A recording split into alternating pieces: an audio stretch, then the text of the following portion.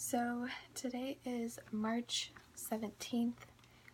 This is my fourth passion project vlog. I've been a little bit behind on kind of videotaping what I've been doing because I stalled a little bit. I wasn't really working on the project that much. Since last time I got a little bit more data. I know how I want to place the sensor in the actual thing now. And the next step that I'll be doing this week is working on getting the dimensions for the device. So I have a friend who is in engineering, and he told me that if I gave him all of the dimensions for the device, he'll put it into the CAD and then he'll put it into the CAD, and then the CAD will print the blueprints, whatever, I don't really know.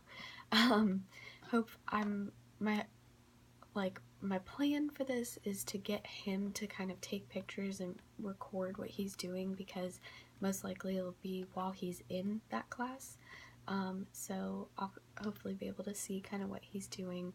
But yeah, so probably either later today or early tomorrow I'll be working on getting the dimensions written out, because I have little to no idea how to do that. So I'll be working with my dad, who works in construction, and yeah, I'll get the dimensions done, and Tommy can put them into the CAD and then print them. So that's really it. I'll try and include like maybe another video or some clips or whatever of my dad and I figuring out the dimensions. So yeah, that's really it. And then what I want to do, like kind of after I get the dimensions done, hopefully the device will actually print within a few days, maybe a week. Tommy had told me that it wasn't going to take too terribly long, probably 2 days. It just kind of depends on how big it is or how complicated it is. So we'll see what happens. I gave myself a week for just the building process, so I'm kind of ahead of schedule right now, so we'll see. And then I have some answers that I was told to consider for vlog 4. How is your project beneficial? Does it solve problems? Get rid of any annoyances? This, that, and the other. So, as I've kind of said before, this project is mainly for people with Raynaud's. I myself have Raynaud's. I have read tons of blogs and different things like that of people with Raynaud's who know that they have Raynaud's.